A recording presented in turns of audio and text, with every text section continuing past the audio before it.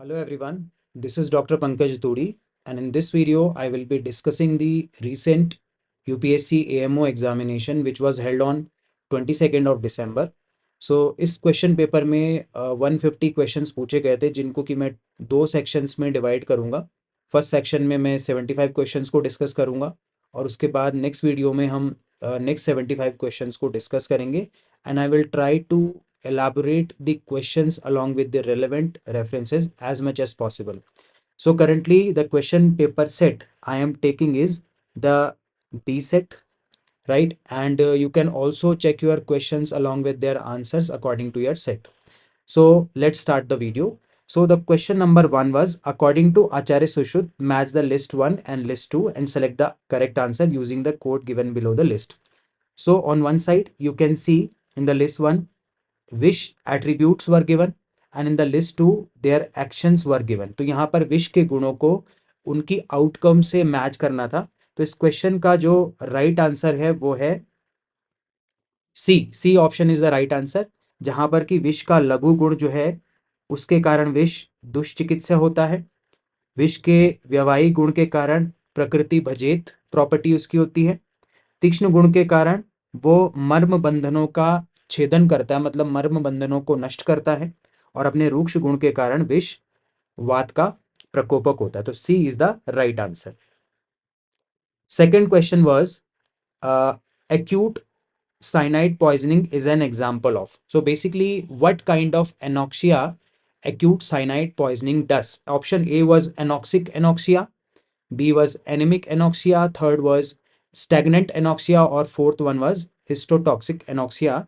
So the right answer is histotoxic anoxia. So basically what happens, cyanides binds to the ferric ions in the cells and it also inhibits the cytoplasmic oxidase in the electron transport chain, and in this way it produces histotoxic anoxia, right? So this is the right answer for acute cyanide poisoning. Third question was, according to Acharya Madhavkar, which one of the following is not the symptom of Jwar Mukti? A was Sirshah Kandu, B option was Mukpak, C option was Swed and D option was Antarda, right? तो यहाँ पर ज्वर मुक्ति के symptom पूछे गए थे कि कौन सा नहीं है। So the right answer is अंतरदा and the reference is Madhav Nidan, ज्वर निदानाध्याय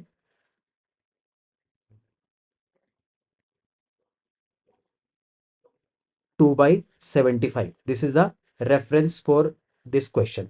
अंतर्दाह जो है वो ज्वर का एक लक्षण होता है, ये ज्वर मुक्ति का सिम्टम नहीं हो सकता। लॉजिकली भी आप सोचेंगे तो इस क्वेश्चन को आंसर इस तरीके से जाना चाहिए। Fourth question was, according to Acharya Madhavkar, which of the following are the सामान्य लक्षण of आमवात?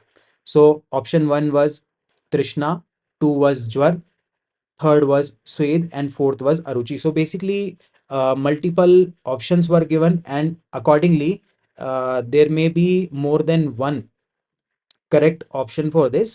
So basically the correct answer for this question was the B option, 1, 2 and 4। It means कि आमवात के लक्षण कौन कौन से होंगे? तृष्णा होगा, ज्वर होगा और अरुचि होगी।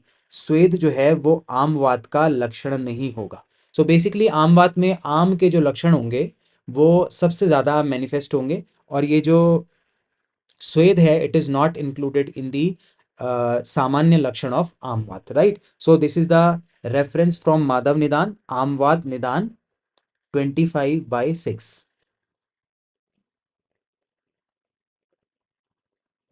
This is the reference for this chapter, this question. Then after question number 5, according to Acharya Sushruta, the spread of Vatrakta is similar to that of, option A was arsenic poisoning, B was lead poisoning, C was snake poisoning and fourth one is rat poisoning. So the right answer for this question is rat poisoning. So when you read the Vat Vyadhi Nidan in the Sushruta संहिता, वहां पर उन्होंने clear cut लिखा हुआ है, आखु विषमिव तद देहम अनुसरपति, मतलब मूषक विष के समान जो वातरक्त का स्प्रेड है वो पूरी बॉडी में होता है। Next question was question number 6. According to Acharya Madhavkar, which one of the following is joint is affected in the Krostuk siege? So option A was shoulder joint, B was elbow joint, C was ankle joint, and D was knee joint. So basically, this question is also asked from the Sushruत Samhita वात व्याधि निदान,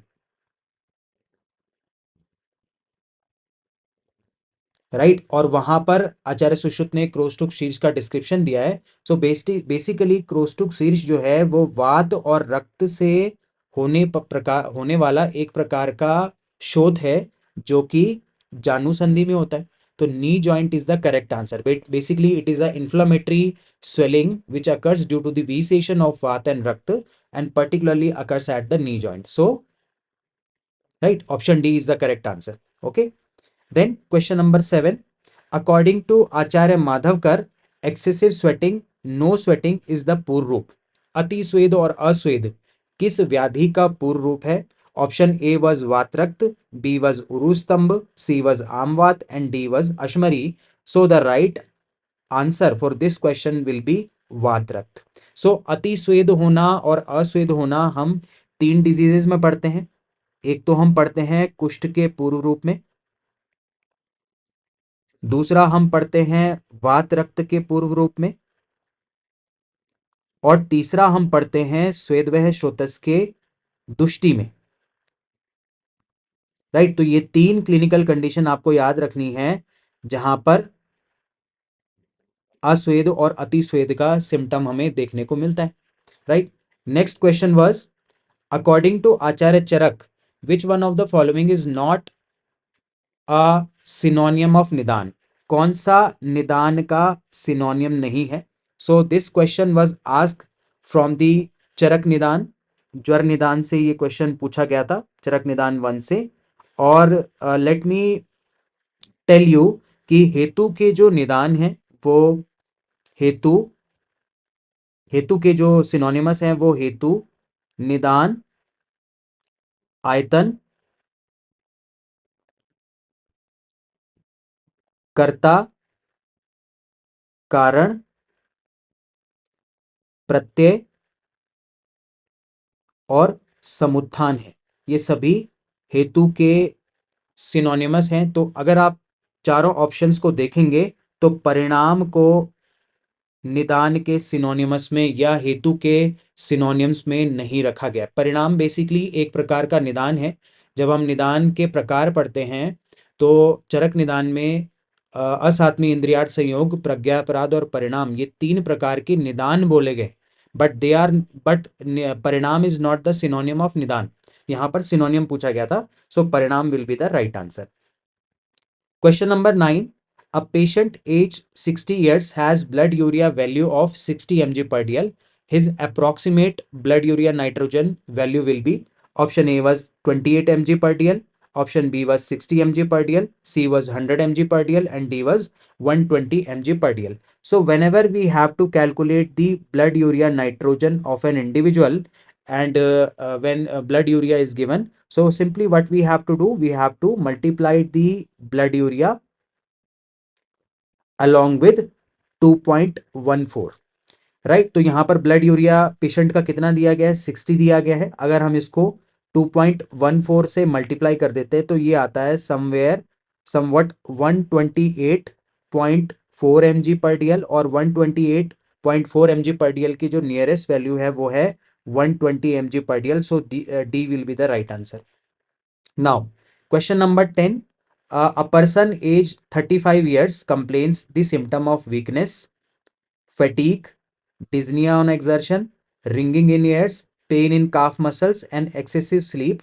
The most probable diagnosis of this disease based on the above clinical feature is: option A was Sosh, B was Jwar, C was Vatvyadi, and fourth one was Pandurog. So the right answer for this question is D, Pandurog. ये जो question है ये चरक चिकित्सा पांडुरोग चिकित्सा अध्याय से पूछा गया है। तो पांडुरोग के जो सामान्य लक्षण हैं उनमें दौर्बल्य, श्वास, कर्णछोड़, पिंडिकोद्वेष्टन और निद्रा आना, एक्सेसिव स्लीप होना, ये सारे चरक ने सामान्य लक्षणों में डिस्क्राइब किया हुआ है, तो वहीं से ये सिंपल क्वेश्चन पूछा गया था। सो पांडु रोग is the right answer for this question. Question number 11 एक again match the following question है, जो कि सुश्रुत उत्तर तंत्र के शालाक्य वाले पोर्शन से पूछा गया था। तो यहाँ पर अक्षी रोगों को उनके लक्षणों से मैच करना था, और इस क्वेश्चन का जो राइट आंसर है, पहले मैं आपको राइट आंसर बता दूं, तो A is the right answer. A is the right answer. So basically पहली जो कंडीशन वो दी गई है, श्यावम सूनम सवेदनम। सो बेसिकली ये जो लक्षण है वो शाव वर्तम का है। अब श्लोक में उसने शाव टर्म को यूज किया है, इट मीन्स ये शाव वर्तम को रिप्रेजेंट कर रहा है। It was very easy to recognise. B option जो था, सूनम अंतः क्लिन्नम स्रवत्यपि, ठीक है। तो ये जो लक्षण दिया गया था, ये प्रक्लिन्न वर्तम का था। थर्ड जो फीचर है वो है धौतानी धौतानी संबद्यते पुनः पुनः। So this was the feature of अप्रक्लिन्न वर्तम। एंड फोर्थ वन वाज मृदु अल्पवेदनम ताम्र यद वर्तम समामेव, राइट। तो ये जो लक्षण यहाँ पे दिया गया है वो क्लिष्ट वर्तम का है, right. So this is the option number A is correct for this question. तो ये शालाक्य से क्वेश्चन पूछा गया था। उसके बाद आप देखिए next question, question number 12। This was also asked from the शालाक्य part.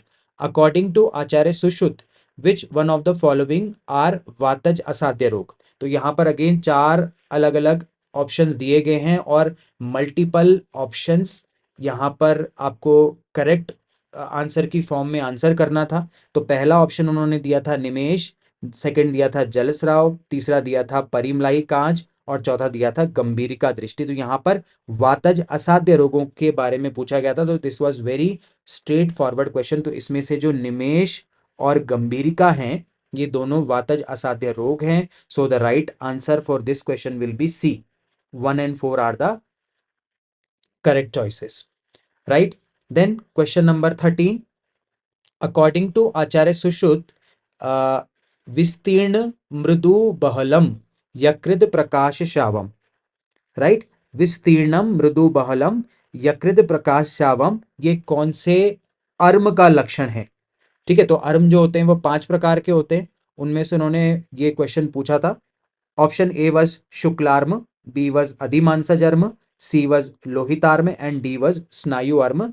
The correct option for this question will be B. This was the feature of अधिमांसजर्म। और ये जो क्वेश्चन है ये सुश्रुत उत्तर तंत्र 4/6 का पूछा गया है, शुक्लगत रोग, वहां से ये क्वेश्चन पूछा गया है। बेसिकली अर्म जो है वो शुक्लगत रोगों की कैटेगरी में आते हैं, वहीं से ये क्वेश्चन पूछा गया था।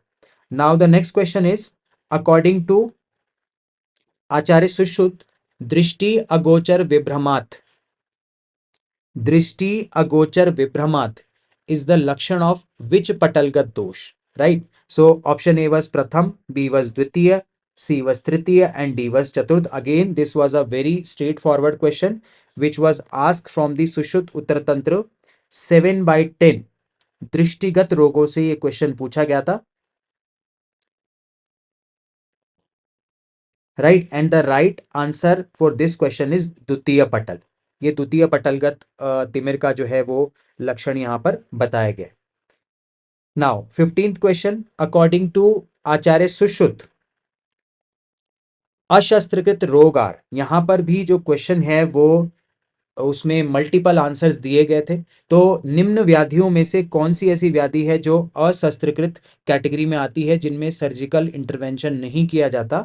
सो ऑप्शन ए वाज पिष्टक, बी वाज सिरोत्पात, सी वाज धूमदर्शी, एंड फोर्थ वन वाज शुक्तिका। So the right answer for this question was B 1, 3 and 4। पिष्टक, धूमदर्शी और शुक्तिका, दे आर नॉट द शस्त्रकृत व्याधि, they comes under the category of अशस्त्रकृत व्याधि. Only the siro utpat व्याधि is the व्याधि among the given options in which the शस्त्र कर्म should be done according to Acharya Sushruta. So B is the right answer. ये जो question है ये सुश्रुत उत्तर तंत्र 8 चैप्टर के 9th और 10th श्लोक का ये रेफरेंस यहाँ से लिया गया है जहाँ से क्वेश्चन पूछा है। Now the next question is श्लोक नंबर 16। अकॉर्डिंग टू अष्टांग हृदय, लेपन is the main function of which of the following dhatu? Right. So option A was Rakt, B was Mans, C was Majja, and D was Med. So let me tell you, this is the reference from Ashtang Hriday, सूत्र 11/4, और वहां पर सभी धातुओं के जो कर्म हैं वो दिए गए हैं। जैसे रस धातु का जो कर्म है वो प्रीणन होता है, रक्त धातु का कर्म जीवन, मांस धातु का कर्म लेपन, मेदो धातु का कर्म स्नेहन, अस्थि का धारण, मज्जा का पूरण, और शुक्र धातु का जो कर्म है वो गर्भोत्पादन है। राइट। तो इस क्वेश्चन का जो करेक्ट आंसर होगा वो बी होगा, मांस धातु। और ये क्वेश्चन बहुत इंपॉर्टेंट क्वेश्चन है। इससे पहले CCRS 2022 के रिसर्च ऑफिसर एग्जामिनेशन में भी ये क्वेश्चन पूछा गया था। So this is a very important question for every competitive exam of Ayurveda. Now, the question number 17 is, according to Acharya Vagbhat, Buddhi, Hriday, Indriya, Chitta, Dhrik is the function of which one of the following Vayu? Option A, Vyan, option B, Udan, option C, Pran, and option D, Saman. So the right answer for this question is Pran. Right. So this is the reference of Ashtanga Hriday Sutra 11/4, दोष भेदी अध्याय।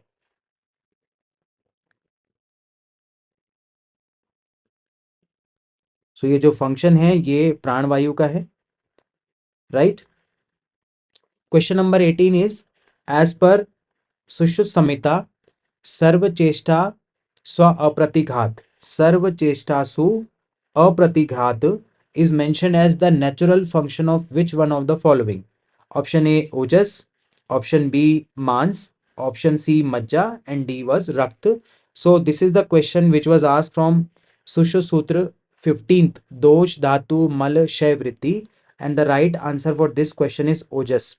ओजस का जो function है, उसके बाद सुश्रुत ने बल का भी जो फंक्शन है, उसकी क्वालिटीज हैं, उसको मेंशन किया है, और उसी कॉन्टिन्यूएशन में उन्होंने सर्वचेष्टासु अप्रतिघात ओज का यहाँ पर नेचुरल फंक्शन बताया। Question number 19, according to Acharya Charaka, what is the prayojana of pariksha? जो अष्टविध परीक्षा आचार्य चरक ने विमान स्थान के 8वें अध्याय में डिस्क्राइब की है, तो उसका प्रयोजन क्या है? ऑप्शन ए वाज ज्ञान प्राप्ति, ऑप्शन बी वाज ज्ञान वृद्धि, थर्ड वाज प्रतिपत्ति ज्ञान, एंड फोर्थ वन प्रतिरक्षण। So the right answer for this question is प्रतिपत्ति ज्ञान। Right. This is the question which was asked from Charaka Vimana 8/132। This is the reference for this question. परीक्षा का जो प्रयोजन है वो प्रतिपत्ति ज्ञान है। उसके बाद आप देखें, नेक्स्ट क्वेश्चन है question number 20। This was a very straight forward question from पदार्थ विज्ञान कि अकॉर्डिंग टू चारवाक दर्शन विच प्रमाण इज एक्सेप्टेड, है ना। चारवाक दर्शन ने कौन सा प्रमाण माना है? So the right answer for this question will B प्रत्यक्ष। चारवाक दर्शन के अकॉर्डिंग केवल एक ही प्रमाण माना गया है, दैट इज प्रत्यक्ष। वो प्रत्यक्ष जितने भी भाव होते हैं उन्हीं को वो प्रमाण मानते हैं। Question number 21, according to Acharya Charaka, बाधन इज अ टाइप ऑफ, यहाँ पर बाधन के बारे में पूछा गया था। सो बेसिकली ये जो क्वेश्चन है ये चरक चिकित्सा के रसायन प्रकरण से पूछा गया है। राइट। और बाधन जो है वो अभेषज का टाइप होता है, तो अभेषज C is the right answer for this question. So basically भेषज और अभेषज, भेषज उन्होंने दो प्रकार की बोली है, स्वस्थस्य ऊर्जस्कर और आर्तस्य रोगनुत।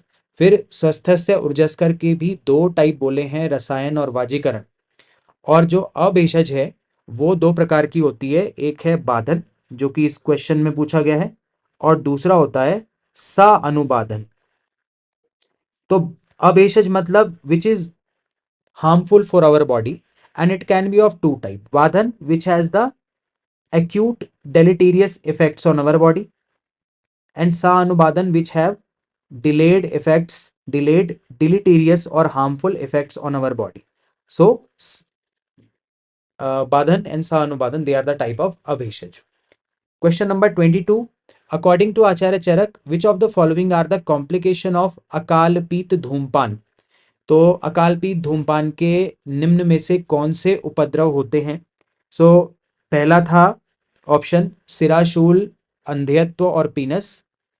बी ऑप्शन वाज रक्तपित्त, अरुचि एंड वमन. सी ऑप्शन वाज अंधत्व, रक्तपित्त एंड मुकत्व. एंड डी ऑप्शन वाज पीनस, शिरोभ्रम एंड सिराशूल. तो ये जो क्वेश्चन है ये चरक सूत्र 5 मात्रा अशिति अध्याय से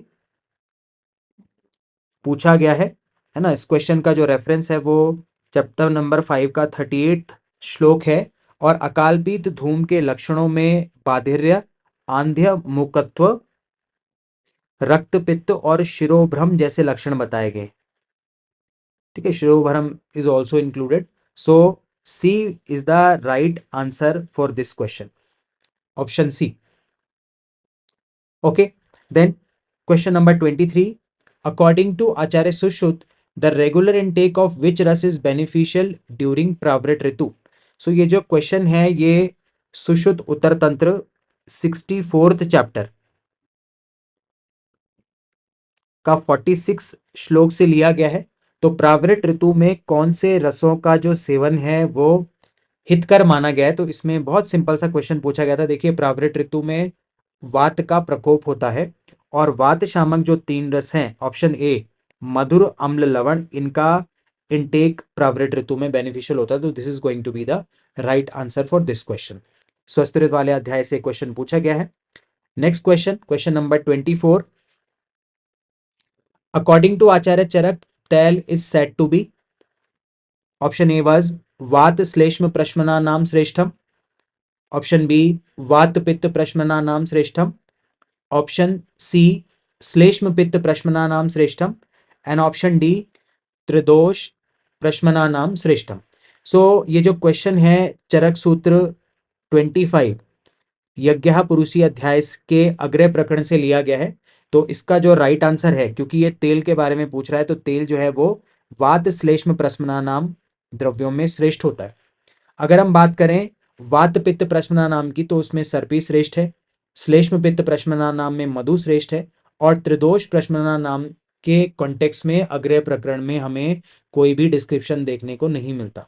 ठीक है, तो A is the right answer for this. Question number 25. According to Maharshi Patanjali, अनुत्तम सुखालाभ, अनुत्तम सुखालाभ occurs by the practice of. किसके प्रैक्टिस से अनुत्तम सुखालाभ मिलता है? तो इसका जो राइट आंसर है वो है संतोष. D is the right answer for this question. Next question is according to national immunisation schedule, the time for administration of first booster dose of DPT vaccine is. Option A 6 to 10 weeks, B 16 to 24 weeks, C 16 to 24 months, and D 5 to 6 years. So the right answer for this question is C 16 to 24 months. So let me tell you कि DPT का जो vaccination schedule है वो 6, 10 और 14 weeks पे होता है. उसके बाद इसकी फर्स्ट बूस्टर डोज दी जाती है, जो क्वेश्चन में पूछी गई थी, वो दी जाती है 16 to 24 मंथ्स में. राइट, यहां पर फर्स्ट बूस्टर डोज दी जाती है और 5 to 6 ईयर्स में इसकी सेकेंड बूस्टर डोज दी जाती है. तो यहां पर क्योंकि फर्स्ट बूस्टर डोज पूछा है, so C will be the right answer. This is the immunisation schedule for DPT vaccine. Now question number 27. The incubation period for falciparum malaria is. Option A was 28, B was 17, C was 14 and D was 12. So the right answer for this question is 12. यानी कि 12 days का जो period है, जिसकी की range 9 to 14 days तक होती है, वो प्लाज्मोडियम फैल्सीपेरम का इंक्यूबेशन पीरियड होता है. और ये जो रेफरेंस है वो कम्युनिटी मेडिसिन के पार्क के 25th एडिशन से लिया गया है, राइट। तो let me tell you the incubation period for different species of plasmodium. तो यहाँ पर जो 28 डेज का पीरियड है ये क्वार्टन मलेरिया के लिए इंक्यूबेशन पीरियड होता है। 17 डेज का जो इंक्यूबेशन पीरियड है वो प्लाज्मोडियम ओवेल का होता है। 14 डेज का जो इंक्यूबेशन पीरियड है वो प्लाज्मोडियम वाइवैक्स का होता है। और सबसे शॉर्ट जो इंक्यूबेशन पीरियड है वो प्लाज्मोडियम फेल्सीपेरम का होता है, जो कि इंडिया में बहुत कॉमन है और प्लाज्मोडियम की सबसे डेंजरस स्पीशीज भी है, जो कि मैलिग्नेंट सेरेब्रल मलेरिया को भी प्रोड्यूस करता है। Now next question is, according to Acharya Sushruta, हिक्का is the symptom found in which वेग ऑफ दर्वीकर दंश, है ना। तो यहाँ पर दर्वीकर एक प्रकार का जो सर्प है जो कि वात का प्रकोप करता है अपनी बाइट से, उसके कौन से वेग में हिक्का सिम्टम प्रोड्यूस होता है। तो बहुत ही स्मार्टली ये क्वेश्चन पूछा गया था, क्योंकि हिक्का दर्वीकर के वेग में भी आता है, स्थावर विष वेग में भी आता है, और चरक ने भी उसको विष के वेगों में डिस्क्राइब किया हुआ है। तो इस क्वेश्चन का जो राइट आंसर है वो है बी, यानी कि पंचम वेग में दर्वी करके हिक्का का सिम्टम जो है वो प्रोड्यूस होता है। Now let me tell you, जब सुश्रुत ने स्थावर विष के वेगों का वर्णन किया है तो उसके चतुर्थ वेग में हिक्का सिम्टम आता है, दर्वी करके पंचम विष वेग में हिक्का सिम्टम प्रोड्यूस होता है, और चरक के अकॉर्डिंग जो विष का षष्ठम वेग है, षष्ठे टू हिक्का, वहां पर हिक्का प्रोड्यूस होती है। तो हिक्का आपको 4, 5 और 6 वेग में याद रखना है, बट डिफरेंस क्या है कि सुश्रुत के फोर्थ वेग ऑफ स्थावर विष एंड फिफ्थ वेग ऑफ दर्विकर विष में यह प्रोड्यूस होता है, और चरक ने तो सीधे सीधे विष के वेगों का वर्णन किया, वहां पर षष्ठम विष वेग में उन्होंने हिक्का का डिस्क्रिप्शन दिया है। Question number 29, according to Acharya Sushruta, which one of the following is not the prodromal feature of दूषी विष, है ना। दूषी विष का कौन सा एक पूर्व रूप नहीं है। तो उसमें ऑप्शन ए जृंबा था, ऑप्शन बी अंगमर था, ऑप्शन सी छर्दी था, ऑप्शन डी निद्रा था। तो यहाँ पर जो राइट आंसर है वो है छर्दी। छर्दी is not included in the prodromal feature of दूषी विष। और ये जो क्वेश्चन है वो सुश्रुत कल्प सेकंड चैप्टर से पूछा गया है, राइट। सेकंड चैप्टर के 30th श्लोक में आप इसका रेफरेंस देख सकते हैं। Question number 30, according to Acharya Sushruta, ग्रीवा स्तंभ एंड पीत विणमूत्र नेत्रता आर द सिम्टम ऑफ। तो जब आचार्य सुश्रुत ने स्थावर विष वेगों में कंद विषों का वर्णन किया है, तो वहां पे डिफरेंट टाइप के जो 13 टाइप ऑफ कंद विष होते हैं उनमें different different type of symptom produce होते हैं, राइट। उसके अलावा यहाँ पे धातु विष भी एक प्रकार का ऑप्शन दिया गया है, हरताल, राइट। तो ये जो ग्रीवा स्तंभ और पीत विणमूत्र नेत्रता है ये वत्सनाभ के पॉइजनिंग के फीचर होते हैं। So A will be the right answer for this question. और ये जो क्वेश्चन है ये भी सुश्रुत कल्प सेकेंड चैप्टर से पूछा गया है। सेकेंड चैप्टर के 12th श्लोक में आप इस रेफरेंस को देख सकते हैं। उसके बाद आप देखिए next question, question number 31, according to Acharya Charaka, पुनरावर्तक ज्वर कॉज्ड बाय गुरु अभिसंधि एंड असात्म्य भोजन is treated by. Option A was यापनावस्थी, बी वाज मृदु संशोधन, सी वाज लंघन एंड डी वाज यूष एंड मांसस। तो देखिए ये जो क्वेश्चन है अगेन बहुत स्मार्टली पूछा गया है।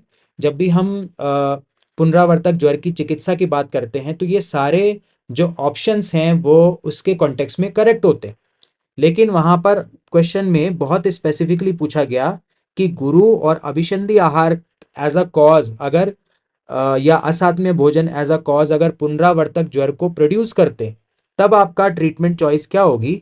तो इसका राइट आंसर है सी, लंघन। उस कंटेक्स्ट में चरक ने क्लियरली स्पेसिफाई किया हुआ है कि ऐसी अवस्था में लंघन इज द राइट चॉइस। तो ये जो क्वेश्चन है वो चरक चिकित्सा ज्वर चिकित्सा अध्याय थर्ड चैप्टर का 342 श्लोक है, जहां पर आप इसको चेक कर सकते हैं।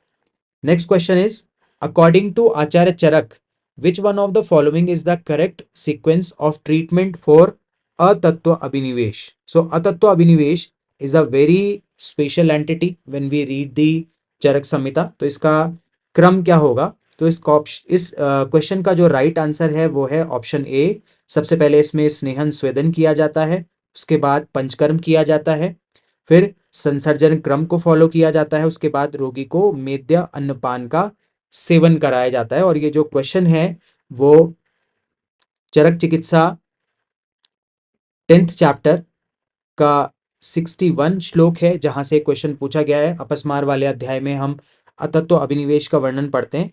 अतत्व अभिनिवेश एक ऐसी व्याधि है जिसका केवल एक भेद होता है और इसको हम महागत के नाम से भी जानते हैं, है ना। महागत चरक चिकित्सा में बहुत सारी व्याधियों को बोला गया है, जैसे रक्तपित्त है, अतत्व अभिनिवेश है, क्षयजन्य राजक्षमा है ना, शोथ है। इस तरीके से बहुत सारी व्याधियां हैं। तो उसी क्रम में अतत्व अभिनिवेश हम एक बहुत इंपॉर्टेंट डिजीज याद करते हैं जिसको कि हम महागत के रूप में जानते हैं, और ये इसका चिकित्सा क्रम है। उसके बाद नेक्स्ट क्वेश्चन है question number 33। Which one of the following vaccine is not a live attenuated vaccine? है ना, कौन सी लाइव एटीन्यूएटेड वैक्सीन नहीं है? So the right option for this question is DPT. DPT is not a live attenuated vaccine, it is a killed vaccine, and BCG, MMR and OPV, they comes under the category of live attenuated vaccine. So option C is the right answer. Now next question is question number 34, जहां पर कि पूछा गया है कि गावर sign is a classical sign for. Option A was poliomyelitis, option B was Guillain-Barré syndrome, option C was Duchenne muscular dystrophy, and option D was cerebral palsy. So the right answer for this question is Duchenne muscular dystrophy.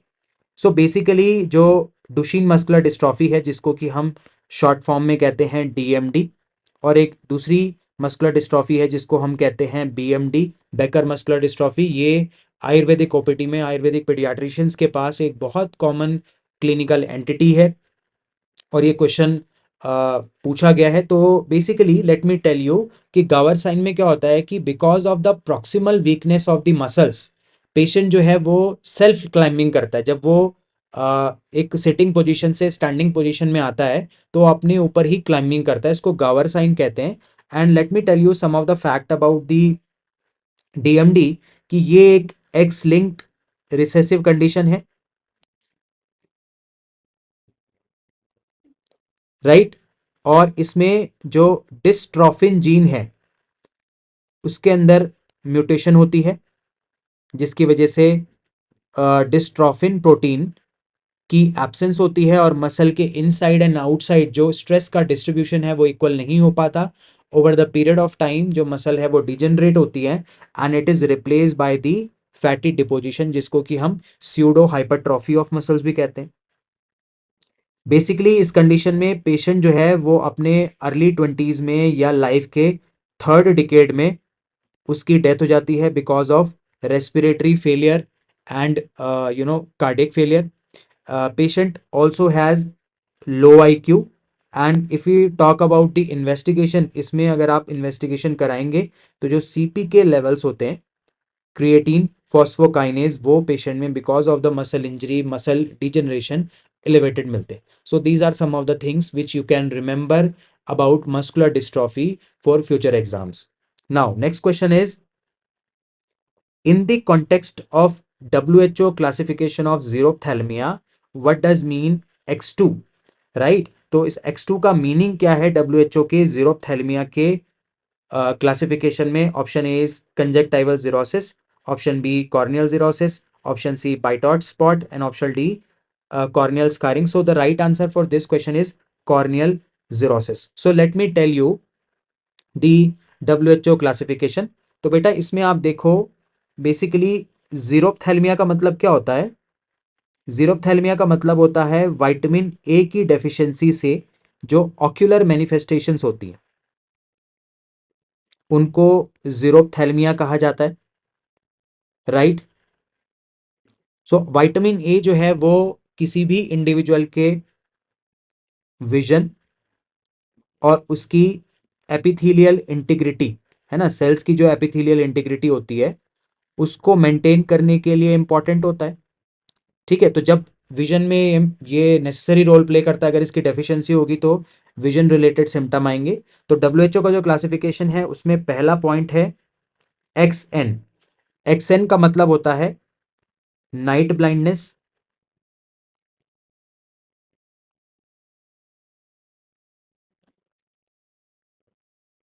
X one A का मतलब होता है conjunctival xerosis.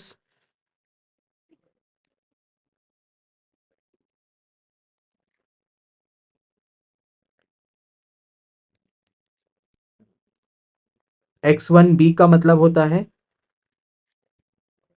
Bitot spot, B for Bitot spot.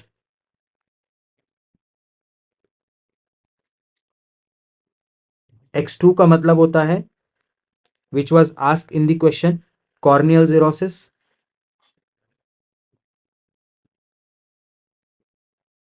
Xerosis means dryness. X three A का मतलब होता है corneal ulcer.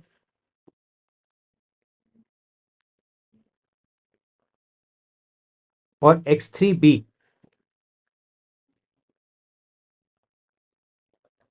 का मतलब होता है किरेटोमलेशिया।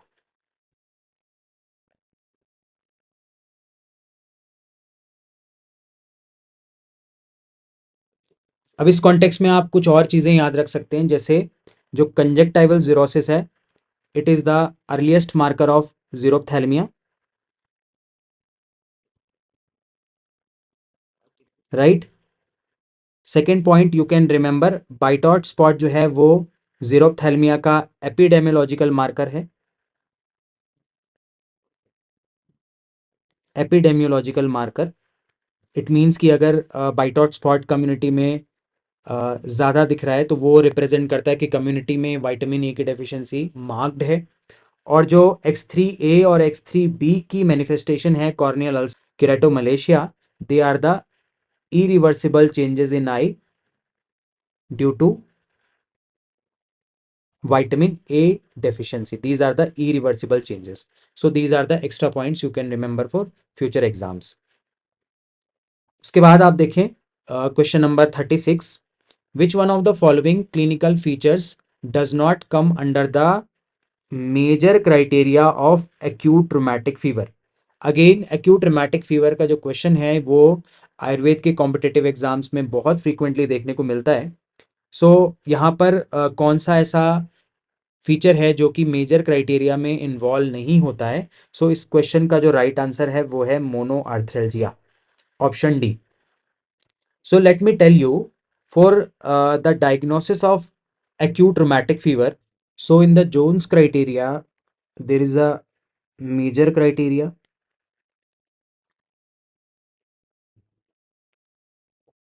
and there is a minor criteria,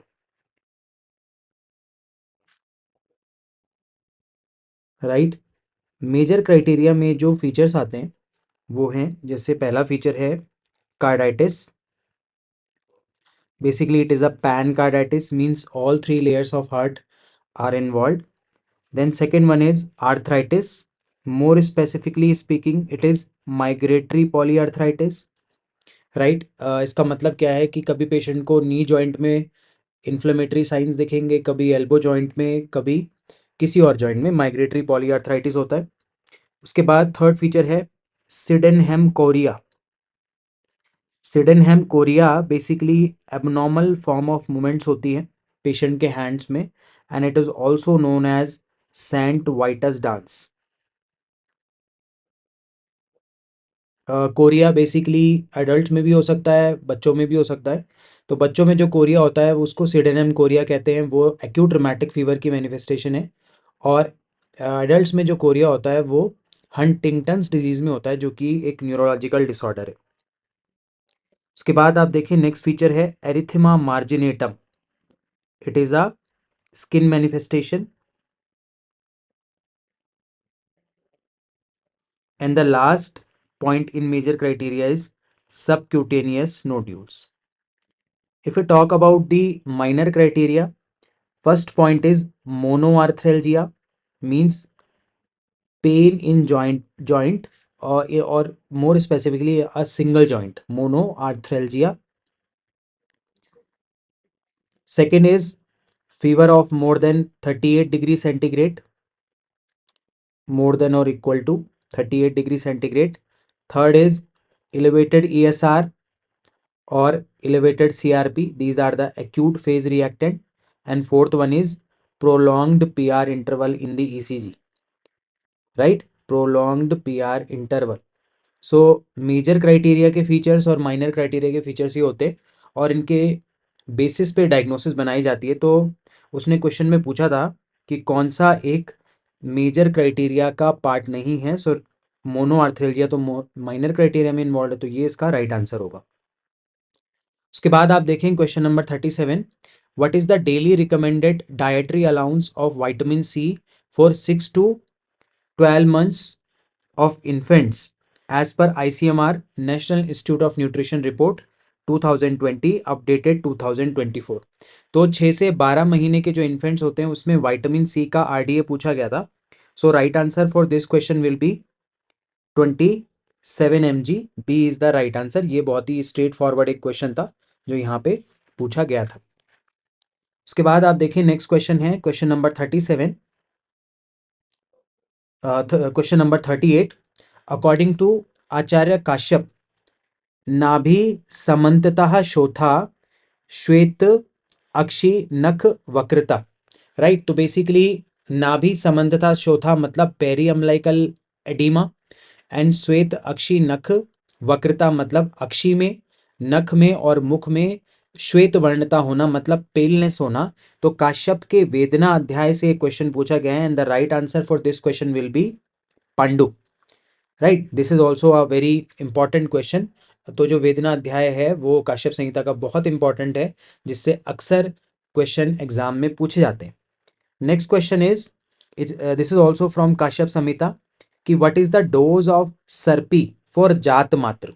ठीक है, तो पहला ऑप्शन था कोल सम मात्रा, सेकंड था कोलस्थी, थर्ड था कोल अर्ध सम मात्रा और फोर्थ वन वाज द्विविध कोल संमिता, right. So the right answer for this question is option number B. कोलस्थी के प्रमाण में आचार्य काश्यप ने सर्पी की मात्रा जात मात्र में बताई है। तो यहाँ पर सर्पी की मात्रा बहुत इंपॉर्टेंट है जो डिफरेंट एग्जाम में पूछी जाती है। जैसे जात मात्र में उन्होंने कोलस्थी बोली है,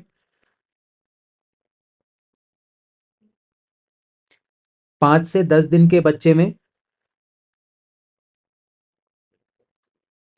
कुछ अधिक मात्रा में लेने को बोला है, मीन्स कोलस्थी से थोड़ी मात्रा ज्यादा। 11 से 20 दिन के बच्चे में कोल अर्ध मात्रा,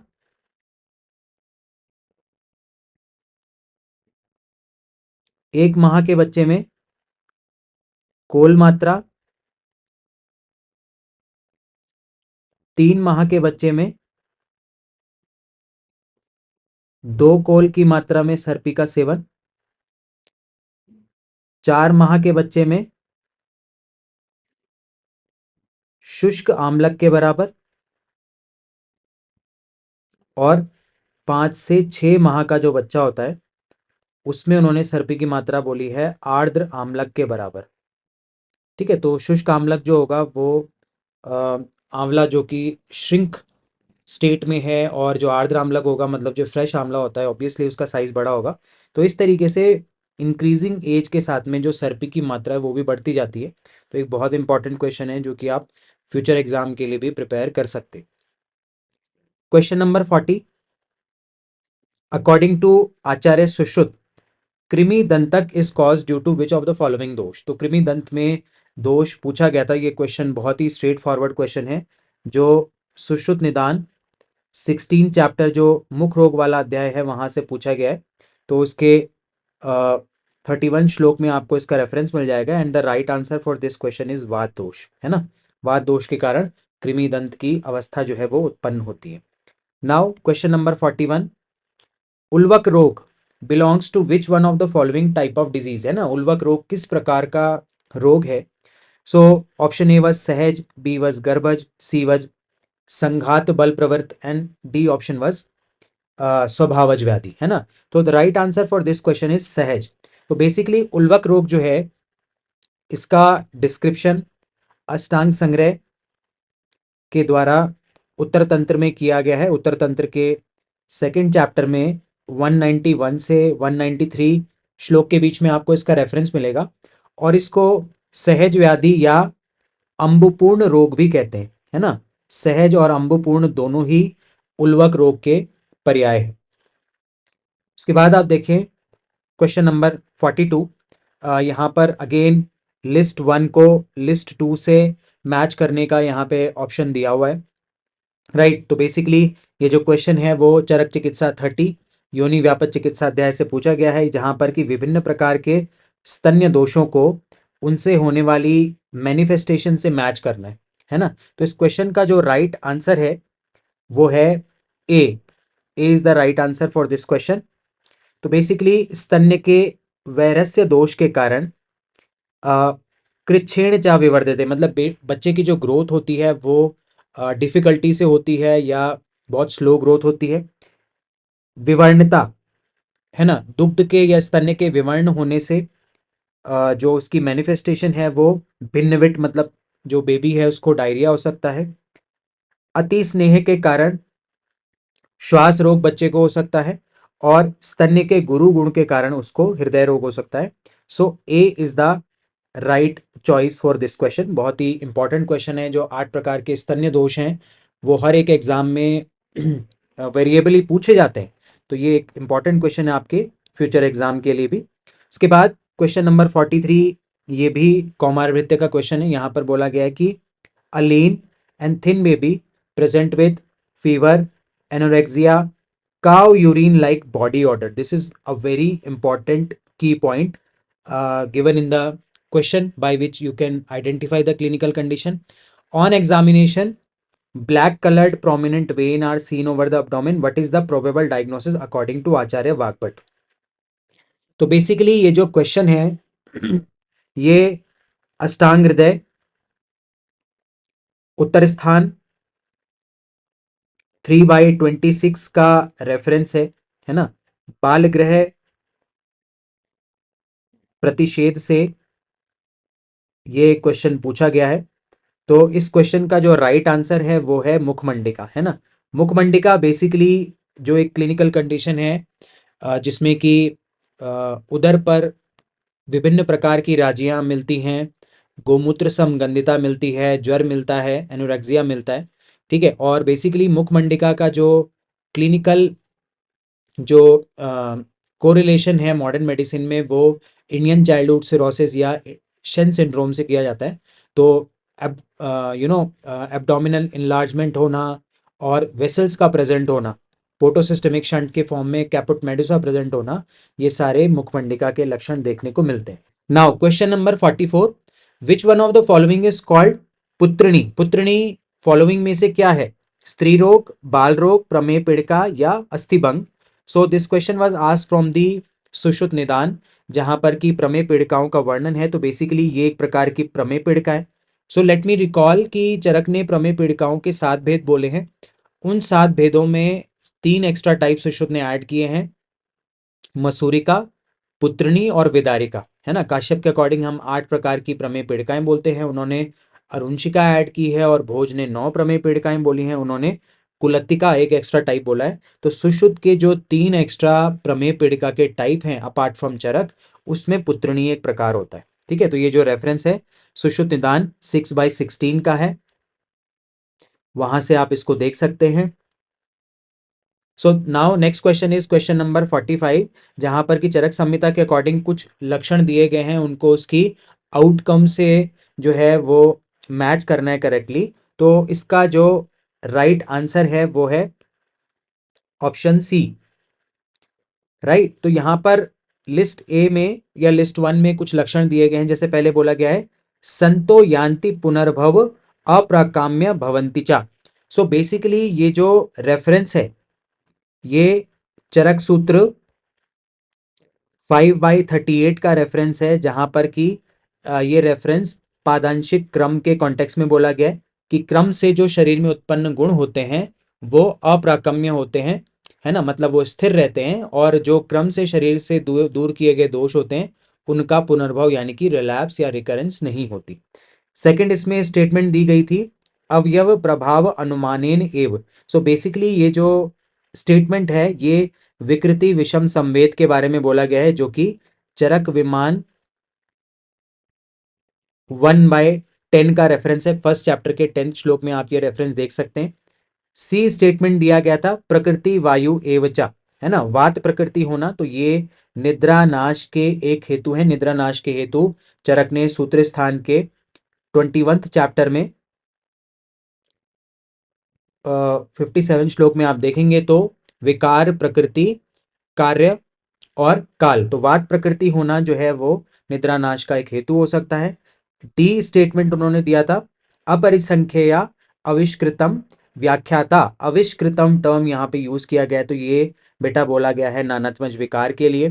तो इसका जो रेफरेंस है वो चरक सूत्र 20 के 11th श्लोक में आप लोगों को मिल जाएगा। ई स्टेटमेंट दिया था, इंद्रियार्थ निचन्य आत्म अवयव अव्याहत प्रकृत वेगम, ठीक है, ये किसके बारे में बोला गया है, तो ये विशुद्ध रक्त पुरुष के कॉन्टेक्स्ट में बोला गया। और अगेन इसका जो रेफरेंस है वो चरक सूत्र 24/24 है ना, जो विधि शोणिति अध्याय है, सूत्र स्थान का 24वां अध्याय, वहां पर ये रेफरेंस आपको देखने को मिलेगा। So the right answer is C. Next question, Wernicke's Korsakoff syndrome is related to which one of the following? Option A, substance misuse disorder. Option B, schizophrenia. Option C, alcohol misuse. Option D, stress related disorder. तो basically वर्निकेज Korsakoff syndrome जो है वो alcohol intake की वजह से होता है, ठीक है, Wernicke's encephalopathy and Korsakoff syndrome. Okay, so C is the right answer for this question. Now next question is question number 48, K39 strip test is used for the diagnosis of which one of the following? So for this question, visceral leishmaniasis, which is also known as काला आजार, it is the right choice। तो इस context में आप याद रखिएगा कि काला आजार के लिए पहला जो टेस्ट है वो है RK39। RK39 बेसिकली एक सीरोलॉजिकल टेस्ट है और ये इन्वेस्टिगेशन ऑफ चॉइस होती है इस डिजीज की डायग्नोसिस बनाने के लिए। दूसरा इसमें एक टेस्ट करते हैं जिसको कहते हैं aldehyde test of Napier. Aldehyde test of Napier, तो ये जो एल्डिहाइड टेस्ट ऑफ नेपियर है ये बेसिकली कम्युनिटी बेस्ड सर्विलेंस के लिए होती है। बेसिकली जब आपको किसी कम्युनिटी में काला आजार की सर्विलेंस करनी होती है, केसेस को आइडेंटिफाई करना होता है, तब ये वाला टेस्ट किया जाता है ना। और इसका जो तीसरा टेस्ट है, जो इसका गोल्ड स्टैंडर्ड टेस्ट है, वो है isolation of LD bodies, leishmanian donovanian bodies, isolation of LD bodies from the culture. This is the gold standard test. So तीन टेस्ट आप याद रख सकते हैं फ्यूचर एग्जाम्स के लिए। RK39 इन्वेस्टिगेशन ऑफ चॉइस है और एक तरीके का सीरोलॉजिकल टेस्ट है। एल्डिहाइड टेस्ट जो है वो कम्युनिटी बेस्ड सर्विलेंस के लिए होता है। और तीसरा जो इसका गोल्ड स्टैंडर्ड टेस्ट है, जो कि सबसे बेस्ट टेस्ट है, वो है isolation of LD bodies from the culture. Next question is question number 48, Duroziez's sign in pulse is positive in which one of the following condition. तो ये जो क्वेश्चन है इसका राइट आंसर जो है वो डी होगा। आयोटिक रिगर्जिटेशन में ड्यूरोजीज साइन जो है वो देखने को मिलता है। बेसिकली इसमें दो टाइप की पल्स मिलती है, तो वहां से ये क्वेश्चन पूछा गया। Now the question number 49 was a completely clinical question. यहाँ पर क्वेश्चन पूछा गया है, अ 45 ईयर फीमेल, है ना। तो देखिए किसी भी क्लिनिकल क्वेश्चन को या क्लिनिकल सिनारियो को सॉल्व करने के लिए पेशेंट की एज और पेशेंट का जेंडर बहुत इंपॉर्टेंट होता है, ठीक है। तो यहाँ पर 45 ईयर फीमेल का एक सिनारियो दिया गया है। She came with the complaint of persistent dry cough, shortness of breath, grittiness of both eyes with dryness of mouth, है ना। ग्रिटीनेस ऑफ आईज का मतलब होता है सम फॉरेन बॉडी सेंसेशन और सैंड और gravel sensation in the eyes, and dryness of mouth. It means कि patient has dryness of mouth as well as foreign body sensation in the eyes from the last 9 months. She also had pain in bilateral small joints of hand. Physical examination was done in which temperature of 39.2 degrees centigrade. It means she was febrile. Blood pressure of 130 by 90 mm of Hg. Pulse rate of 105 per minute was determined. Chest auscultation करने पर inspiratory crackles on bilateral infrascapular region were identified. Investigation showed hypergamma anti RO and anti LA positive है ना, anti RO and anti LA auto antibodies were identified. X-ray of joints showed non-erosive arthritis. CT of lung showed interlobular septal thickening with diffuse fibrosis. What is the probable diagnosis? So ये थे A systemic sclerosis, B systemic lupus erythematosus, C primary Sjogren syndrome, and D reactive arthritis with pneumonia. So among these, primary Sjogren syndrome is the right answer. Why? Because primary Sjogren syndrome जो है वो एक slowly progressive autoimmune disease है, right? और इसमें female और to mail का अगर रेशियो देखा जाए तो 9:1 होता है, मतलब on every 9 female it affect 1 male, है ना? उसके बाद अगर हम बात करें, क्वेश्चन में दिया गया था कि anti RO or anti-LA antibodies. So these antibodies are very specific for primary Sjogren syndrome. ये बेसिकली साइटोप्लाज्मिक एंटीजेंस होते हैं जिसके अगेंस्ट एंटीबॉडीज बनती हैं। फिर उसमें दो प्रोमिनेंट फीचर डिजीज के दिए गए थे। एक था ड्राइनेस ऑफ माउथ, जिसको कि जीरोस्टोमिया कहते हैं, और दूसरा था grittiness of both eyes, means dryness of eyes which often presented as presence of sand or gravel in the eye. So this was the right answer for this condition। और ये question बहुत smartly पूछा गया था क्योंकि जो SLE है, systemic sclerosis है या प्राइमरी एस जॉगरेन सिंड्रोम है, यहाँ पर कई बारी सिम्टम्स के ओवरलैप होते हैं, है ना? एक डिजीज में दूसरी डिजीज के भी कुछ सिम्टम मिलते हैं, उसको ओवरलैप कहते हैं, और बेसिकली ये कनेक्टिव टिश्यू डिसऑर्डर्स में आते हैं। Question number 50. A 52-year male presented with nodular swelling in the neck from last 10 days. He had intermittent high-grade fever with chills, loss of body weight, more than 8 kg in 2 months. On examination, the swelling was in the neck and it was non-tender, soft, rubbery, movable and non-matted, 1 to 1.5 centimeter size lymph node. Right? Investigation showed elevated ESR, elevated LDH, lactate dehydrogenase. AST to ALT ratio was 186 to 120. Total or direct bilirubin 2.1 and 1.86. It means there was conjugated hyperbilirubinemia. CT of chest and abdomen show single nodular lesion of more than 3.5 centimeter with mediastinal lymphadenopathy and periportal lymphadenopathy, which is the most probable diagnosis for this condition. The right answer is Hodgkin's lymphoma. So why? Let me tell you. Hodgkin's lymphoma में क्या होता है? Palpable lymphadenopathy मिलती है,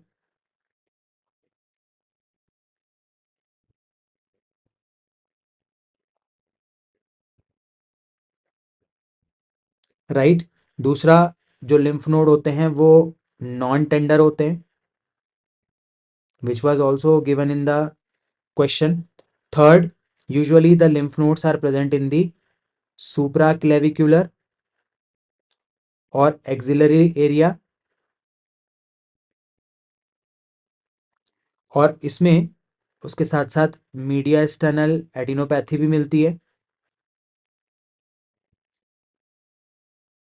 और यहाँ पर fever with chills दिया हुआ है, तो मोर स्पेसिफिकली अगर हम बात करें तो जो पैटर्न ऑफ फीवर होता है उसको बोलते हैं पेल एब्स्टीन पैटर्न, है ना? पेल एब्स्टीन पैटर्न में क्या होता है कि पेशेंट को डेज टू वीक्स तक फीवर होता है, उसके बाद कुछ दिन के लिए फीवर जो है वो सबसाइड हो जाता है और फिर से उसकी रिकरेंस होती है। तो Pel Ebstein pattern of fever is the very specific feature.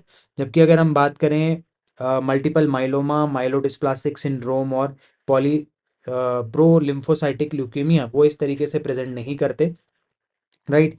अगर वो प्रेजेंट करते तो यहाँ पर पेशेंट की ब्लड पिक्चर के बारे में भी कुछ जो डिटेल है वो इन्वेस्टिगेशन में दी हुई होती। तो right answer is Hodgkin's lymphoma. Now, the next condition is, next question is question number 51. Again, there is a clinical condition. A 30-year male presented with the complaint of mild dyspnea, chest pain, distension of abdomen, and edema in feet. There is loss of appetite along with loss of body weight for last 3 months. On examination, the BP is on the lower side, 90/50. Pulse is on the higher side, 120 per minute. The patient is tachycardic. Respiratory rate is 24 per minute. The JVP is raised. Jugular venous pressure is raised. Bilateral pitting pedal edema is there, right? Montuk's test is positive. Which one of the following is the probable diagnosis? So the right answer, the most likely answer for this condition is tubercular constrictive pericarditis. अब आप question में देखें, जो presentation है वो systemic congestion की है, जिसकी वजह से पेशेंट को जेवीपी रेज हो रहा है, राइट? क्योंकि जो पेरिकार्डियम है उसमें ट्यूबरक्लोसिस की वजह से फाइब्रोसिस डेवलप हो गई है, तो जो ब्लड का आउटफ्लो होगा लेफ्ट वेंट्रिकल से वो सिस्टम में नहीं हो पाएगा। इसकी वजह से पेशेंट जो है वो हाइपोटेंसिव है, 90/50 यहाँ पे बीपी दिया गया है। क्योंकि सिस्टमिक डिमांड्स लेस बीपी की वजह से फुलफिल नहीं हो पा रही हैं, तो कंपनसेटरी मैकेनिज्म के तौर पे टेकिकार्डिया पेशेंट को हो रहा है, पल्स रेट बढ़ रहा है। Because of the backflow of the blood, the JVP is raised, the neck veins must be engorged on physical examination, and because of the backflow of the blood, there is pitting pedal edema, and along with the distension of abdomen, which can be a outcome of the, you know, ascites in the patient. As there is loss of appetite, there is loss of body weight, chest pain, and dyspnea, and the Montuk's test is positive, it is pointing toward the diagnosis of tubercular constrictive pericarditis, right? बाकी की 3 condition में, like pulmonary oedema में, cardiac tamponade और congestive heart failure में भी congestion के features मिल सकते हैं, लेकिन उनमें कभी भी मॉन्टुक्स टेस्ट पॉजिटिव नहीं होगा, right? So this is the key point of this question. Now, the next question is question number 52. Again, there is a clinical question.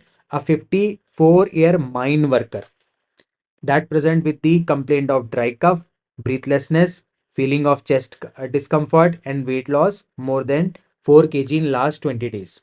There is loss of appetite from last 6 months. There is intermittent fever from last 20 days. On examination, patient is febrile. There is pallor in the patient. BP is 110/70. Pulse rate is 105 per minute. Respiratory rate is 22 per minute. Bilateral coarse crepitations are found on the auscultation, and investigation show multiple well circumscribed nodular opacity 3 to 5 mm in upper and mid zones with enlarged hilar lymph nodes. There is hilar lymphadenopathy, which is the probable diagnosis. So the most likely answer for this question is silicotuberculosis. ठीक है, यहाँ पर question में presentation क्या दी गई है कि 54-year mine worker है. अब देखिए, उन्होंने स्पेसिफाई नहीं किया है कि कौन सी इंडस्ट्री में पेशेंट काम करता है, लेकिन हम हिस्ट्री से ये मान लेते हैं कि वो माइन वर्कर होगा. प्रोबेबली ही और she is expose to the mica, to the silica from the mica industry और फ्रॉम दी पॉटरी इंडस्ट्री, है ना. फिर उसके बाद पेशेंट के जो सिम्टम हैं वो कफ, ब्रीथलेसनेस, लॉस ऑफ एपेटाइट, है ना, लॉस ऑफ बॉडी वेट, जो कि ट्यूबरक्लोसिस की तरफ पॉइंट आउट कर रहे हैं. तो आंसर यहाँ पर ट्यूबरक्लोसिस भी हो सकता था, लेकिन क्योंकि उसने क्वेश्चन में माइन वर्कर दिया है, तो किसी न किसी ऑक्यूपेशनल हैजार्ड के लिए पेशेंट एक्सपोज्ड है. और सिलिकोसिस के साथ में क्या होता है, टीबी का एसोसिएशन होता है ना. जिन पेशेंट को लंग में सिलिकोसिस होती है, they are vulnerable to get the TB. Although TB किसी भी इम्यूनो कॉम्प्रोमाइज स्टेट में हो सकता है, लेकिन क्योंकि यहाँ पे माइन वर्कर बोला गया था, तो most likely answer is silicotuberculosis. Now next question is, according to Acharya Sushruta, following complication are seen if अनुवासन बस्ती is instituted with the patient who has taken अति स्निग्ध भोजन. तो देखिए, अति स्निग्ध भोजन के साथ में अनुवासन बस्ती जो है वो कॉन्ट्राइंडिकेटेड है. अगर ऐसा किया जाता है तो कौन से कॉम्प्लिकेशंस डेवलप होते हैं? तो यहाँ पर मल्टीपल जो आंसर्स थे वो हाईलाइट किए गए हैं. तो इस क्वेश्चन का जो राइट आंसर है वो होगा बी, 2 और 3, है ना. तो अनुवासन बस्ती अति स्निग्ध भोजन की अवस्था में देने से मद और मूर्छा डेवलप होते हैं। और ये जो रेफरेंस है ये सुश्रुत चिकित्सा 37 चैप्टर का 55 श्लोक है, जो आप वहां से चेक कर सकते हैं। ठीक है, वहां पर क्लियर कट दिया हुआ है कि मद और मूर्छा डेवलप होती है। Now next question is, according to Vagbhata all of the following द्रव्य are use to treat the शोष रोग, है ना। शोष रोग में ट्रीट करने के लिए कौन सा द्रव्य प्रयोग नहीं होता है, एक्सेप्ट लिखा हुआ है। तो सुरा यूज होती है, मांस भी यूज होता है, छाग पेय यूज होता है, केवल माहिष पेय शोष को ट्रीट करने के लिए यूज नहीं होता। अगर आप शोष की संप्राप्ति में जाएंगे तो उसमें श्रोता अवरोध जो है वो एक इम्पॉर्टेंट कंपोनेंट होता है। और माहिष पेय क्योंकि गुरु है, शीत है, तो वो श्रोता अवरोध के कंपोनेंट को बढ़ाएगा, तो इसलिए माहिष पेय को उसमें यूज नहीं करेंगे। लॉजिकली भी आप सोच सकते थे और टेक्सचुअली भी अगर आप देखेंगे तो आपको ये अष्टांग हृदय चिकित्सा स्थान राजक्षमा चिकित्सा का 5/6 एंड 5/12 श्लोक में इसका रेफरेंस आपको देखने को मिलेगा, अष्टांग हृदय। Right. Next question is question number 55। यहाँ पर लिस्ट वन को लिस्ट टू से मैच करना था। तो लिस्ट वन में टाइप ऑफ प्रमेय दिए गए हैं और लिस्ट टू में आचार्य सुश्रुत के अकॉर्डिंग ड्रग्स का कॉम्बिनेशन दिया गया है। So the right answer for this question will be B. B will be the right answer. तो देखिए, जो उदक में होता है, उदक में पारिजात कषाय का प्रयोग किया जाता है, सनेर में खदिर कषाय का प्रयोग किया जाता है, हारिद्र में राजवृक्ष कषाय का प्रयोग किया जाता है, वसा में अग्निमंथ के कषाय का प्रयोग किया जाता है, और शौद्र में खदिर और क्रमुक के कषाय का प्रयोग किया जाता है। So B is the right answer. ये बेसिकली सुश्रुत चिकित्सा 11 चैप्टर के 9th श्लोक का रेफरेंस है, जहां से आप इसको देख सकते हैं। Now question number 56। चिरायता has been recommended by Acharya Charaka in which of the following विषम ज्वर, संतत, सतत, अन्य दुष्क और तृतीयक। सो ऑप्शन नंबर 4 तृतीयक ज्वर इज द राइट आंसर। ये जो क्वेश्चन है चरक चिकित्सा ज्वर चिकित्सा अध्याय से पूछा गया है। तो वहां पर विषम ज्वर की 5 वैरायटी में 5 अलग अलग प्रकार के कषाय बोले गए हैं। जैसे संतत ज्वर में जो है वो कलिंग आदि, सतत ज्वर में पटोल आदि, अन्य दुष्क में निम्ब आदि, तृतीयक ज्वर में किरातिक्तादि। तो क्वेश्चन में यही पूछा गया था चिरायता, जिसका मतलब है किरातिक्तादि कषाय। और चतुर्थक ज्वर जो होता है उसमें उन्होंने बोला है गुड़ुच्यादि कषाय। तो विषम ज्वर के 5 क्वाथ, वहां से आपको ये क्वेश्चन का आंसर रूल आउट करना था। Now question number 57। According to Acharya Charaka which among the following is the best medicine for pandu patient if he has kamala and pliha roga. तो पांडु के साथ में कामला और प्लीहा रोग अगर एसोसिएटेड है तो कौन सी एक ड्रग ऑफ चॉइस होगी। So the right answer for this question will be मंडूर वटक। ऑल्दो जो क्वेश्चंस के आंसर्स थे वो क्लोजली रिलेटेड थे, मंडूर वटक, पुनर्नवा मंडूर, शिलाजतु वटक और योगराज। तो जो मंडूर वटक है उसकी फलश्रुति में श्लोक नंबर 73 से लेके 77 के बीच में मंडूर वटक का डिस्क्रिप्शन दिया हुआ है 16 चैप्टर के अंदर। वहां पर कामला और प्लीहा की एसोसिएटेड कंडीशन में पांडु रोग में इसको प्रयोग किया जा सकता है। Question number 58। According to Acharya Charaka in which one of the following type of मूत्रकृच्छ दारू हरिद्रा अलॉन्ग विद आमलकी स्वरस is indicated. So the right answer for this question is पित्तज टाइप ऑफ मूत्रकृच्छ। राइट। तो पित्तज टाइप ऑफ मूत्रकृच्छ में दारू हरिद्रा और आमलकी का प्रयोग किया जाता है। आमलकी शीतवीर्य होने से एक श्रेष्ठ पित्त शामक औषधि है। और पित्तज मूत्रकृच्छ में आप ये भी याद रखिएगा कि इसमें ग्रीष्म ऋतुचर्या का पालन करते हैं। देखिए, जब भी हम ग्रीष्म ऋतुचर्या का पालन की बात करते हैं तो एक तो हम पढ़ते हैं स्वेदन के अतियोग में और दूसरा हम पढ़ते हैं पैतिक मूत्रकृच्छ में। तो ये क्वेश्चन जो है वो चरक चिकित्सा 26 चैप्टर त्रिमर्मीय चिकित्सा अध्याय से पूछा गया है, वहां का रेफरेंस है। और 26 चैप्टर के 53rd श्लोक में आपको इसका रेफरेंस देखने को मिल जाएगा। 59 उसमें देखिए, according to Acharya Charaka if a patient of तृष्णा गेट्स एग्रीवेटेड ऑफ कफ एंड एज एन उपद्रव डेवेलप स्तंभ, अरुचि एंड छर्दी। यहाँ पर तृष्णा के रोग के विषय में बोला गया है कि अगर उसको कफ का अनुबंध हो और साथ में स्तंभ, अरुचि और छर्दी डेवलप हो जाए तो what will be the treatment choice? Option A was तर्पण, बी वॉज गुड़ुचि स्वरस विद मधु शर्करा, सी वॉज गुड़ाम्बू एंड फोर्थ वन वॉज वमन by using दधि, मधु, तर्पण, लवण एंड उष्ण जल. So the right answer for this condition is वमन by using दधि, मधु, तर्पण, लवण और उष्ण जल. तो क्योंकि यहाँ पे कफ का अनुबंध है, पेशेंट को स्तंभ, अरुचि और छर्दी है, तो उसको वमन इंड्यूस कराने की बात उन्होंने बोली हुई है. ठीक है. गुड़ुचि स्वरस विद मधु शर्करा का जो प्रयोग चरक ने बोला है वो पित्तज तृष्णा के अंदर बोला है, राइट. गुड़ाम्बू का जो प्रयोग है वो मध्य तृष्णा में बोला है. ठीक है. So the right answer is D and the reference for this question is Charaka चिकित्सा 22/48.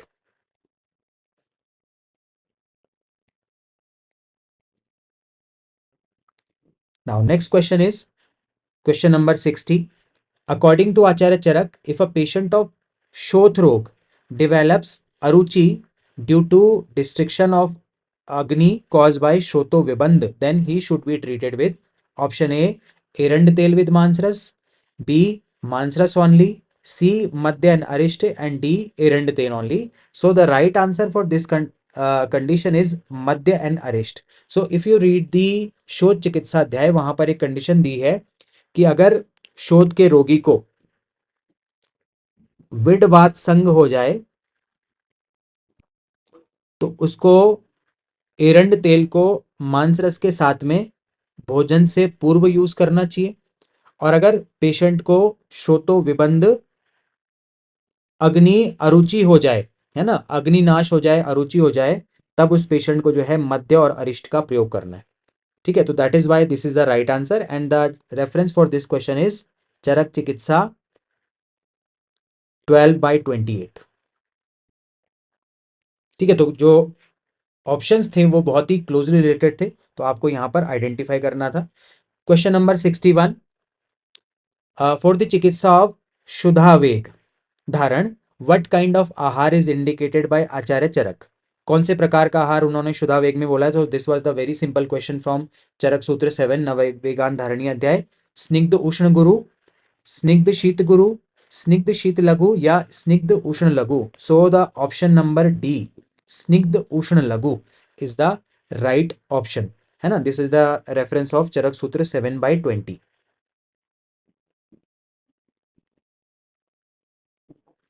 Okay. Question number 62. As per चरक संहिता हेतुर हेतु अवर्तनम, हेतुर हेतुर अवर्तनम has been mentioned in the context of which one of the following, है ना. किस कॉन्टेक्स्ट में हेतुर हेतु अवर्तनम बोला गया है? स्वभावो उपरमवाद, प्रत्यक्षवाद, कर्मवाद या परिणामवाद. So this question was asked from the Charaka सूत्र 16 and the right answer is स्वभावो उपरमवाद. मतलब वस्तुओं का जो नाश है वो स्वभाव से ही होता है. ठीक है. ये यहाँ पर स्वभाव उपरमवाद का मतलब होता है, और ये जो लाइन है वो स्वभाव उपरमवाद के विषय में ही बोली गई है. इसका जो रेफरेंस है वो आपको चरक सूत्र 16/28 में देखने को मिल जाएगा. You can check that. Then in the question number 63. According to Charaka Samhita which one of the following rasa is considered as mukha vaishadya शोष प्रहलाद कारकः? ऑप्शन ए अम्ल रस, बी लवण रस, सी कटु रस एंड डी तिक्त रस. So this question was asked from the Charaka सूत्र 26 and the right answer is तिक्त रस, है ना. तो तिक्त रस के कॉन्टेक्स्ट में क्या बोला है? प्रतिहंती निपाते यो रसनम सदते न चा,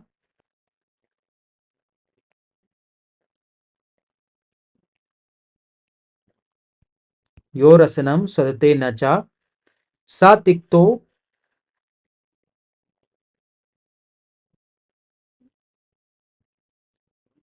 मुख वैशद्य शोष प्रहलाद कारकः. राइट. तो जिस रस का जीवा के संपर्क में आने के बाद जीवा की जो रसन शक्ति होती है वो थोड़ी देर के लिए अरेस्ट हो जाती है, और जो रस मुख में विषदता, शोष और प्रहलाद उत्पन्न करता है उसको तिक्त रस कहते हैं। चरक सूत्र 26/78 का ये रेफरेंस है, जो कि आप बुक के अंदर देख सकते हैं। ठीक है, तिक्त रस is the right answer. Question number 64, according to Acharya Sushruta, which of the following are considered as बीजम चिकित्सताम, चिकित्सा के बीज किस कॉम्बिनेशन को बोला गया? So the right answer for this question is D, पुरुष, व्याधि, औषध और क्रियाकाल। तो सुश्रुत सूत्र 1 से ये क्वेश्चन पूछा गया था। सुश्रुत सूत्र 1 में चिकित्सा के बीज में 4 चीजों को दिया गया है, राइट? पुरुष, औषधि, व्याधि और क्रियाकाल। This was the very simple question. Now question number 65, according to Charaka Samhita, which of the following statement is not correct? Statement A, नहीं सर्वाणि पथ्यानि तुल्य दोषानि। स्टेटमेंट बी, न च सर्वाणि शरीराणि व्याधि शमत्वे समर्थानि भवन्ति। ऑप्शन सी, असात्म्य आहार उपचितानि शरीराणि व्याधि शमत्वे समर्थानि भवन्ति। एंड ऑप्शन डी, न च केवलम हिताहार उपयोगः सर्व व्याधि अतिक्रांत भवति। ठीक है, तो इसमें जो राइट आंसर है वो है सी, असात्म्य आहार उपचितानि शरीराणि व्याधि शमत्वे समर्थानि भवन्ति। तो इसका अर्थ क्या है कि असात्म्य आहार का सेवन करने से जो उपचित शरीर है वो व्याधि शमत्व में समर्थ होता है। तो क्या ये स्टेटमेंट सही है? ये स्टेटमेंट गलत है। असात्म्य आहार के सेवन करने से कभी भी व्याधि शमत्व जो है वो उत्पन्न नहीं होगा। सात्म्य आहार के सेवन करने से व्याधि शमत्व उत्पन्न होगा। और ये जो क्वेश्चन है या ये जो स्टेटमेंट है ये चरक सूत्र 28 विविधाशित पीति अध्याय से पूछे गए हैं। वहां पर आप देख सकते हैं 28 चैप्टर का 7th श्लोक में ये सारे स्टेटमेंट आपको देखने को मिलेंगे। ये वाला जो स्टेटमेंट है वो वहां पे नहीं देखने को मिलेगा क्योंकि ये इनकरेक्ट स्टेटमेंट है। Question number 66, according to Charaka Samhita, which one of the following is indicated of anubandha? तो पहला जो ऑप्शन था मनो बुद्धि इंद्रिय शरीर तुष्टि, सेकेंड वॉज प्राणे सह संयोग, सी वॉज सुखावाप्ति एंड डी वॉज निद्रा लाभो यथा कालम। So the right answer for this question was प्राणे सह संयोग। सो बेसिकली ये जो क्वेश्चन है वो चरक विमान 8 से पूछा गया है, 10वीं परीक्षा भाव से।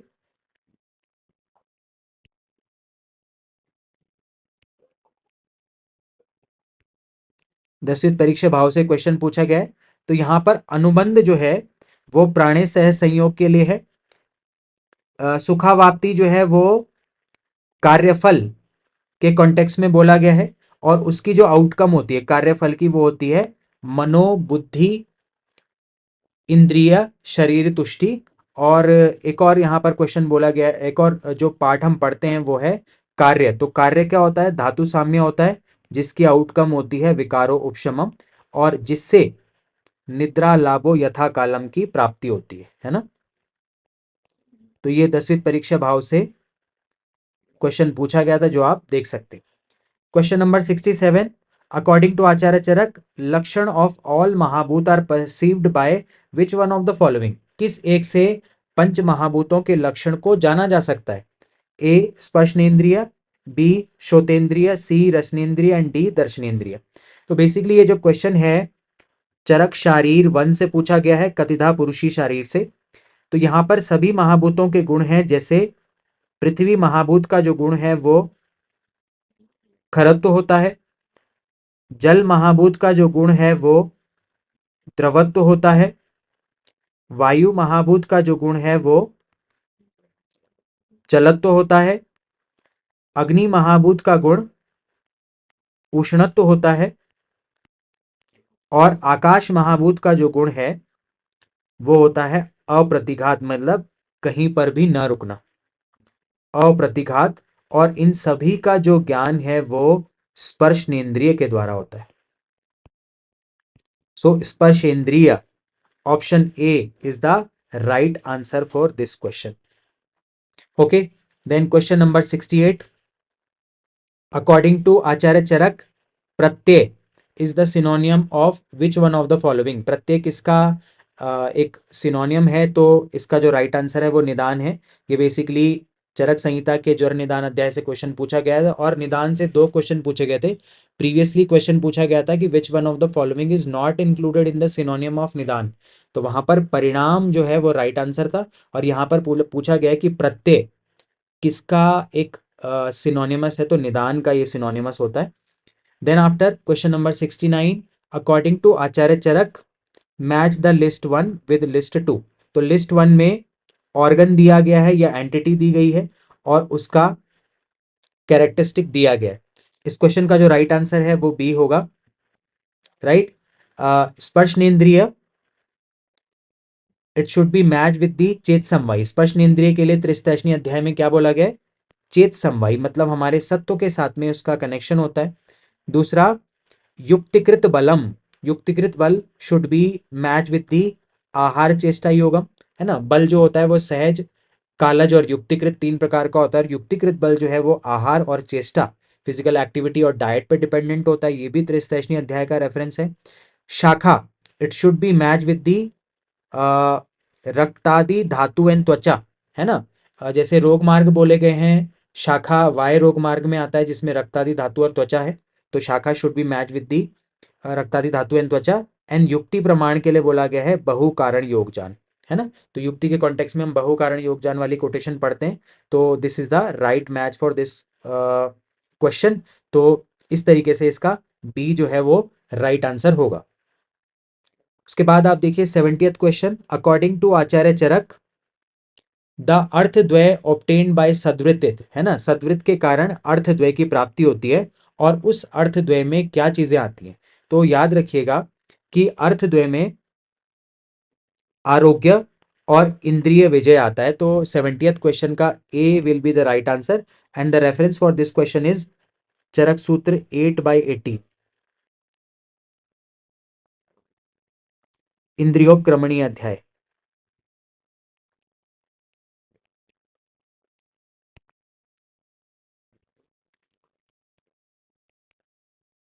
Okay, question number 71, according to Acharya Charaka उदमंथ is contraindicated in which one of the following ऋतु, है ना। कौन सी ऋतु में उदमंथ का कॉन्ट्राइंडिकेशन है? So the question was very straightforward, the right answer for this question is वर्षा। देखिए हम दो ऋतु ऐसी पढ़ते हैं, हेमंत और वर्षा, जिसमें कि उदमंथ का कॉन्ट्राइंडिकेशन होता है। और ये जो क्वेश्चन है ये चरक सूत्र 6 तस्यासिति अध्याय के 35 श्लोक से पूछा हुआ है। So this is the reference. Question number 72, in Charaka Samhita the verse तेसाम कर्मसु वायेषु योगम आभ्यंतरेषु च, है ना। ये किसके कॉन्टेक्स्ट में बोला गया है? स्नेहपान के, स्नेह विचारणा के, पंचाशत महाकषाय के या पंचकर्म के, है ना। तो इस श्लोक का अर्थ क्या है? श्लोकांश का अर्थ है कि कौन से ऐसे सेट ऑफ ड्रग्स हैं या कौन सा ऐसा कर्म है या द्रव्य है जिसका वाय और आभ्यंतर प्रयोग होता है। तो right answer for this question is पंचाशत महाकषाय। सो देखिए जब भी हम चरक सूत्र स्थान पढ़ते हैं तो सेकंड चैप्टर अपामार्ग तंडुली अध्याय में अंतः परिमार्जन के द्रव्य हैं, मींस दी ड्रग्स और things which we use internally. फिर थर्ड चैप्टर आरगवदी अध्याय में वही परिमार्जन के द्रव्य हैं जिसमें कि we talk about the different kind of lepa और 32 सिद्धतम चूर्ण जो कि वही परिमार्जन की ड्रग ऑफ चॉइस है। और जो फोर्थ चैप्टर है षड विरेचन शताश्रिती अध्याय जिसमें कि 50 महाकषायों का वर्णन है, वो इंटरनल और एक्सटर्नल यूज दोनों के लिए यूज किए जा सकते हैं। Question number 73, as mentioned in Charaka Samhita which one of the following is not included in the चिकित्सा of मानस रोग? तो देखिए मानस रोग की चिकित्सा जो है ब्रीफ में चरक सूत्र 1 में बताई गई है, राइट। और श्लोक में वो क्या कहते हैं? मानसो ज्ञान विज्ञान, मानसो ज्ञान विज्ञान, धैर्य, स्मृति, समाधि भी, राइट। तो यहां पर श्लोक में क्या इंक्लूडेड नहीं है? यहां पर धी इंक्लूडेड नहीं है। So the right answer is a, धी। धी is not included in the चिकित्सा ऑफ मानस रोग। सो दिस वाज द क्वेश्चन, और ये जो रेफरेंस है चरक सूत्र 1/58 से लिया गया है। Question number 74, as mentioned in Charak Samhita, the stars are not visible in sunlight is an example of। stars are not visible in sunlight, है ना, सूर्य के प्रकाश में तारों का ना दिखना, ये प्रत्यक्ष के जो बाधक कारण होते हैं उसमें कौन सा कारण एक है? पहला ऑप्शन था करण दौर्बल्य, सेकंड ऑप्शन था अति सन्निकर्ष, सी ऑप्शन था अभिभवात, और डी ऑप्शन था समान अभिहरात, है ना। तो करण दौर्बल्य का मतलब होता है जब इंद्रिय की दुर्बलता के कारण कोई व्यक्ति सामने रखे ऑब्जेक्ट को देख नहीं पाता या सुन नहीं पाता, ठीक है, जैसे आईसाइट वीक होने से कोई चीज सामने प्रेजेंट रहती है लेकिन उसको देख नहीं पाते। अति सन्निकर्ष मतलब आई के बहुत क्लोज अगर हम किसी ऑब्जेक्ट को रखेंगे तो जो मिनिमम डिस्टेंस होती है 25 सेंटीमीटर होती है, उससे भी कम अगर हम किसी चीज को रखेंगे तो वो अति सन्निकर्ष की कैटेगरी में आता है। अभिभव का मतलब होता है कि जब एक वस्तु की प्रेजेंस के कारण हमें दूसरी सिमिलर वाली चीज नहीं दिखती, तो क्योंकि सूर्य का प्रकाश बहुत ज्यादा होता है, उसकी लाइट ब्राइट होने से हमें तारे नहीं दिखते हैं। So C is the right answer for this question. अभिभवात, अभिभवात मतलब जब एक चीज दूसरी चीज को डोमिनेट कर देती है ना। और समान अभिहारात का मतलब होता है कि जब बहुत सारी एक जैसी चीजें होती हैं उनमें हम डिफ्रेंशिएट नहीं कर पाते। तो यहाँ पर एक वस्तु के द्वारा दूसरी वस्तु को डोमिनेट किया गया या दबाया गया है, तो अभिभवात इज द राइट आंसर। ठीक है, ये चरक सूत्र 11 त्रिस्त्रैष्णीय अध्याय का रेफरेंस है, 11/8 का रेफरेंस है जो आप वहां पर देख सकते हैं। Question number 75, according to Acharya Charaka match the list 1 with list 2। तो लिस्ट 1 में कुछ लक्षण दिए गए हैं और लिस्ट 2 में एंटिटी दी गई है। जैसे ये बेसिकली स्नेहाध्याय से पूछा गया क्वेश्चन है, तो इसका जो राइट आंसर है वो होगा A. A will be the right answer, right. तो इसमें बोला गया है कि योनि विशोधन, तो योनि विशोधन कौन सा स्नेह करता है, तो इसको आपको मैच करना था लिस्ट 2 के फोर्थ ऑप्शन तेल से। मात्रेशा मंद विभ्रंशा, मंद विभ्रंशा स्नेह की कौन सी मात्रा को बोला गया है? सो बी को आपको मैच करना था लिस्ट 2 के थर्ड ऑप्शन मध्यम मात्रा से। मृदु पक्ताखरम, राइट, ऑप्शन सी, इसको आपको मैच करना था लिस्ट 2 के फिफ्थ ऑप्शन से। अस्निग्ध का ये लक्षण है, ठीक है, मृदु पक्ताखरम, ठीक है। डी स्टेटमेंट वाज दोषानुकर्षणी मात्रा, दोषों का अनुकर्षण करने वाली, शरीर से दोषों को बाहर निकालने वाली ये कौन सी मात्रा है? तो ये प्रधान मात्रा के लिए बोला गया है। और सरदि पातव्यम, शरद ऋतु में कौन से स्नेह का सेवन करना है? तो इसको आपको मैच करना था सर्पी से, यानी कि ई का होना था टू ऑप्शन। तो A will be the right answer for this. So this is the section 1 of UPSC AMO question paper. I have tried to describe it in detail along with the relevant answers. And with this note, I summarize this video. In the next section, I will be completing the next 75 questions. Thanks for watching the video.